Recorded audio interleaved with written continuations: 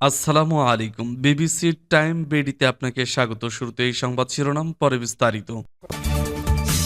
পুরোদমে ইসরায়েল, ফিলিস্তিন, Iran, Hezbollah যুদ্ধ চলছে। জানিয়ে দিব আমাদের হাতে থাকা সর্বশেষ গুরুত্বপূর্ণ আপডেট। আন্তর্জাতিক সংবাদ। ফিলিস্তিনিদের রক্ষা ও আঞ্চলিক শান্তির জন্য ইসরায়েলের পতন চাই হামাস। সাক্ষাৎকারে ওসামা হামদানের মন্তব্য। জানিয়ে দিব নেতানিয়াহুর ফাঁসি কার্যকর করা ন্যায় বিচারের প্রথম ধাপ। সামাজিক যোগাযোগ মাধ্যম এক্স ব্যবহারকারী ইরানিদের মন্তব্য।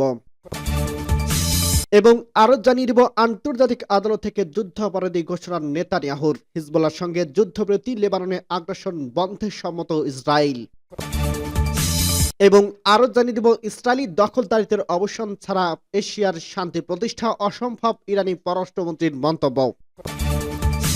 এদিকে হিজবুল্লাহর হামলায় ইসরায়েলি ক্ষয়ক্ষতির অকল্পনীয়, মেরামত ও পুনর্নির্মাণ করতে বহু মাস সময় লাগবে বলছে হিব্রু গণমাধ্যম। সর্বশেষ জানিয়ে দিব ব্যাপক দমন পীড়নের মুখে ইসলামাবাদে বিক্ষোভ স্থগিত করল পিটিআই কর্মীরা। শুনছিলেন সংবাদ শিরোনাম, এরপর বিস্তারিত। তার আগে অনুরোধ থাকবে, ভিডিওটি যদি ভালো লেগে থাকে ভিডিওটিতে একটি লাইক এবং কমেন্ট করে জানিয়ে দিন ভিডিও সম্পর্কে আপনার মূল্যবান মতামত, এবং আরো কমেন্ট করে জানিয়ে দিন ভিডিওটি আপনি কোথা থেকে দেখছেন এবং শুনছেন। ফিলিস্তিনিদের রক্ষা ও আঞ্চলিক শান্তির জন্য ইসরায়েলের পতন চায় হামাস। সাক্ষাৎকারে ওসামা হামদান। ফিলিস্তিনি ইসলামী প্রতিরোধ আন্দোলন হামাস লেবানন প্রতিনিধি ও পলিটব্যুরোর সদস্য ওসামা হামদান বলছে, তার সংগঠন ফিলিস্তিনি জনগণের রক্ষা করতে এবং আঞ্চলিক শান্তি অর্জনের জন্য ইহুদিবাদী ইসরায়েল সরকারের ধ্বংস চায়। তিনি জোর দিয়ে বলছে, গাজা উপত্যকায় এবং লেবাননের গণহত্যা দখলদারদের পতনের পথে প্রশস্ত করছেন। গতকাল সোমবার ওসামা হামদান লেবাননে আল মায়াদিন টেলিভিশন চ্যানেলকে দেওয়া এক সাক্ষাৎকারে এসব কথা বলেন। তিনি বলেন, ইসরায়েল গাজায় আগ্রাসন চালিয়ে তাদের লক্ষ্য অর্জন করতে ব্যর্থ হয়েছে এবং যুদ্ধক্ষেত্রে যা অর্জন করতে ব্যর্থ হয়েছে এখন তারা আলোচনার মাধ্যমে তা অর্জন করার চেষ্টা করছে। হামদান উল্লেখ করেন, গাজায় 5 দিনের যুদ্ধবিরতি আলোচনায় ফিলিস্তিনিদের দাবি পূরণ হবে না, বরং ইসরায়েলের আবারও আগ্রাসন চালাবে। আমরা আমাদের জনগণের বিরুদ্ধে আগ্রাসন বন্ধ করতে চাইছি। তিনি বলেন, প্রতিরোধ যোদ্ধাদের হাতে আটক বন্দীদের পুনরুদ্ধার করতে চায় ইসরায়েল। পরবর্তী সাদা পতাকা উড়াবে এবং তারপর সিদ্ধান্ত নেবে তারা যুদ্ধ শেষ করতে চায় কিনা। অন্যদিকে আমরা ইসরায়েলি সত্তাকে সরিয়ে দিয়েছি, আমাদের জনগণকে কৌশলগতভাবে রক্ষা করার চেষ্টা করে যাচ্ছি। এই অঞ্চল নিরাপত্তা ও শান্তির সাথে বসবাস করতে পারে। হামদান জোর দিয়ে বলেন, নেতানিয়াহু যুদ্ধবিরতি যে কোনো ঘোষণা আমাদের খুশি করে। হিজবুল্লাহ আমাদের জনগণের পাশে দাঁড়িয়েছে এবং তারা বিরাট ত্যাগ স্বীকার করছে। সূত্র পার্টস টুডে। নেতানিয়াহুর ফাঁসি কার্যকর করার ন্যায় বিচারের প্রথম ধাপ। সামাজিক যোগাযোগ মাধ্যম এক্সে ইরানি ইউজারদের মন্তব্য। ইহুদিবাদী ইসরায়েলি প্রধানমন্ত্রী বেঞ্জামিন নেতানিয়াহুকে ফাঁসি দেওয়ার আহ্বান জানিয়ে ইসলামী প্রজাতন্ত্র ইরানের সর্বোচ্চ নেতা আয়াতুল্লাহ আলী খামেনির যে ভাষণ দিয়েছে তা সমর্থন করে সামাজিক যোগাযোগ মাধ্যম এক্স ব্যবহারকারী ব্যাপকভাবে তাদের প্রতিক্রিয়া জানিয়েছে। ইমাম খামেনি সোমবার 25 নভেম্বর ইরানের স্বেচ্ছাসেবী বাহিনী বাসিজের হাজার হাজার সদস্যের সমাবেশ দেওয়া ভাষণে বলেন, নেতানিয়াহুর বিরুদ্ধে যে গ্রেপ্তারি পরোয়ানা জারি করেছে তা যথেষ্ট নয়। তার পাশাপাশি ইসরায়েলের অন্যান্য যুদ্ধাপরাধীদের বিরুদ্ধে মৃত্যুদণ্ড জারি করতে হবে। ইরানের সর্বোচ্চ নেতা এই ভাষণের পর সামাজিক যোগাযোগ মাধ্যম এক্স ব্যবহারকারী বিষয়টি নিয়ে ব্যাপকভাবে আলোচনা করছেন। পার্স টুডের এই রিপোর্ট একরকম কয়েকজন এক্স ব্যবহারকারীর মন্তব্য তুলে ধরা হচ্ছে। ইরানি এক্স ব্যবহারকারী সাইদ মোহাম্মদ হোসাইন লিখেছেন, ইসরায়েলি প্রধানমন্ত্রীকে ফাঁসি দেওয়া হলে তা ব্যবহার হবে তার জন্য নিম্নতম শাস্তি। হোসাইন লিখেছেন, বেঞ্জামিন নেতানিয়াহু একজন যুদ্ধ অপরাধী যার নিম্নতম শাস্তি মৃত্যুদণ্ড এবং পরকালে তার জন্য জাহান্নাম অপেক্ষা করছে। তাকে থামানোর একমাত্র উপায় হচ্ছে মৃত্যুদণ্ড কার্যকর। তাহাস সারাবাদ নারক আরেক এক্স ব্যবহারকারী নেতানিয়াহুর মৃত্যুদণ্ড কার্যকর করতে এগিয়ে আসার জন্য বিশ্বের স্বাধীন চেতা মানুষের প্রতি আহ্বান জানিয়েছেন। তিনি লিখেছেন, বিশ্বের স্বাধীনতা মানুষের উচিত অবিলম্বে ইহুদিবাদীর বিরুদ্ধে একটি জোট গঠন করা এবং নেতানিয়াহুর সকল ইসরায়েলি যুদ্ধাপরাধীর মৃত্যুদণ্ড কার্যকর করা।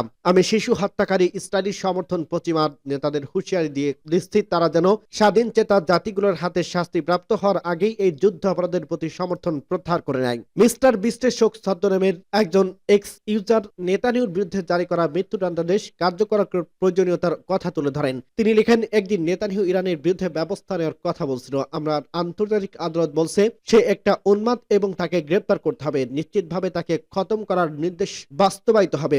আজকের দিনটি মনে রাখুন। হেজবুল্লাহর সঙ্গে যুদ্ধবিরতি, লেবাননে আগ্রাসন বন্ধে সম্মত ইসরায়েল। ইহুদিবাদী ইসরায়েলি যুদ্ধ অপরাধী প্রধানমন্ত্রী বেঞ্জামিন নেতানিয়াহু শেষ পর্যন্ত লেবাননে আগ্রাসন বন্ধ করতে রাজি হয়েছে। আমেরিকা ও ফ্রান্সের পক্ষ থেকে প্রস্তাবিত যুদ্ধবিরতি নিয়ে নিজের যুদ্ধকালীন মন্ত্রিসভা আলোচনার পর মঙ্গলবার রাতে নিজের এই সিদ্ধান্তর কথা জানায় নেতানিয়াহু। ইসরায়েলি 12 নম্বর টিভি চ্যানেল জানিয়েছে, লেবাননে 2 মাসের ব্যাপক হামলার পর মন্ত্রিসভা যুদ্ধবিরতি অনুমোদন করছে।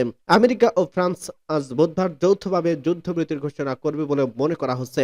লেবাননের পার্লামেন্টে আজ বুধবার যুদ্ধবিরতির বিষয় নিয়ে আলোচনা হবে। মঙ্গলবার রাতে টেলিভিশনে সম্প্রচারিত বক্তব্যে নেতানিয়াহু দাবি করেন, যুদ্ধবিরতি তেল আবিবের হাতে উন্মাদ থাকবে। হিজবুল্লাহ যদি চুক্তি লঙ্ঘন করে তাহলে ইসরায়েল আবার লেবাননে আঘাত হানবে।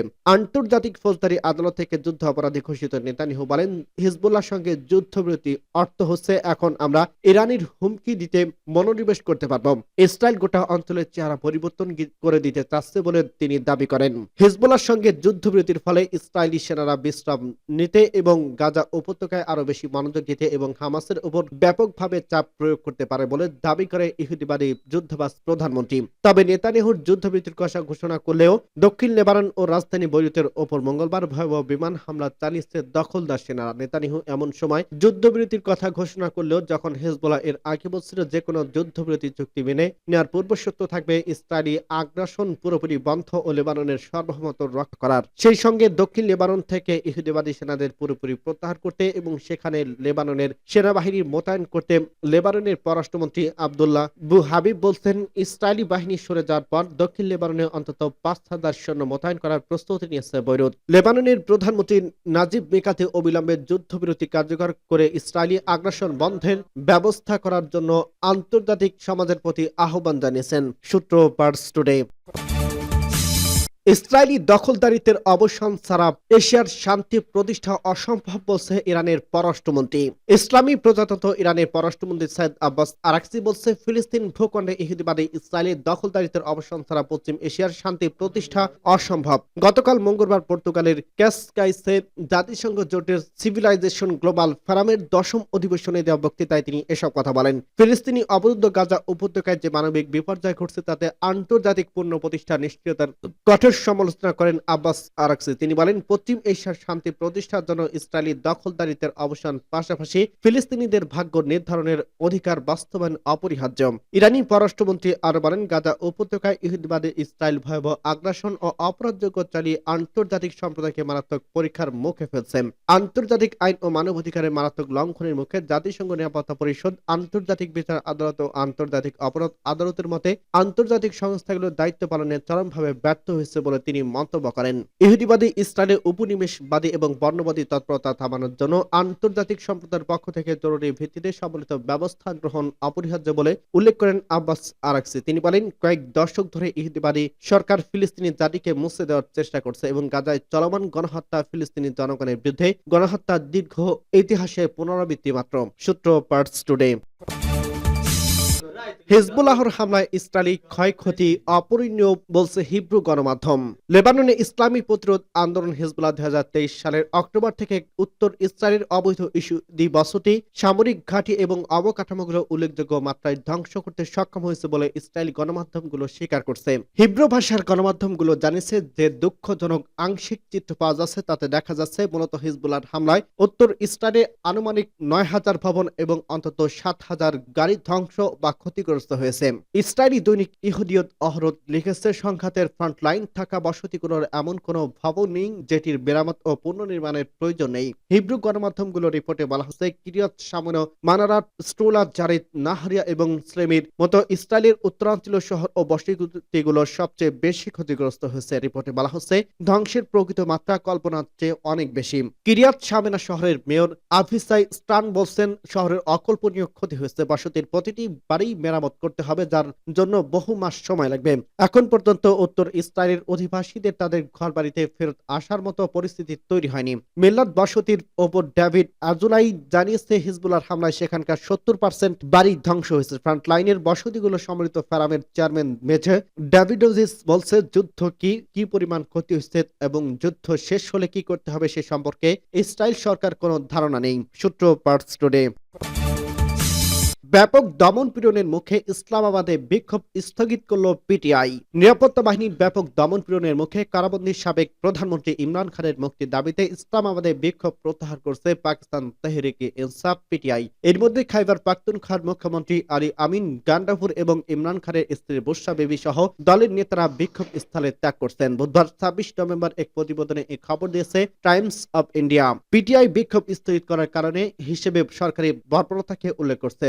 রেড জোন থেকে বিক্ষোভকারীদের ছত্রভঙ্গ করতে আইন প্রয়োগকারী সংস্থা টার্নটাউনের পর এই সিদ্ধান্ত নেওয়া হয়। অভিযানের সময় খাইবার পাখতুনখোয়া প্রদেশের মুখ্যমন্ত্রী আলী আমিন গান্ডাপুর এবং পিটিআই প্রতিষ্ঠাতা ইমরান খানের স্ত্রী বুশরা বিবি বিক্ষোভ স্থলে ত্যাগ করেন। ইমরান খানের সমর্থকদের ছত্রভঙ্গ করতে মঙ্গলবার থেকে পাকিস্তানের নিরাপত্তা বাহিনীর ব্যাপক অভিযান শুরু করে। এক প্রেস বিজ্ঞপ্তিতে পিটিআই মিডিয়া সেল বলছে, সরকারের বর্বরতা এবং নিরস্ত্র নাগরিকদের গুলি করে রাজধানীকে কসাইখানায় পরিণত করায় আমরা আমাদের শান্তিপূর্ণ বিক্ষোভ সাময়িকভাবে স্থগিত করার ঘোষণা করছি।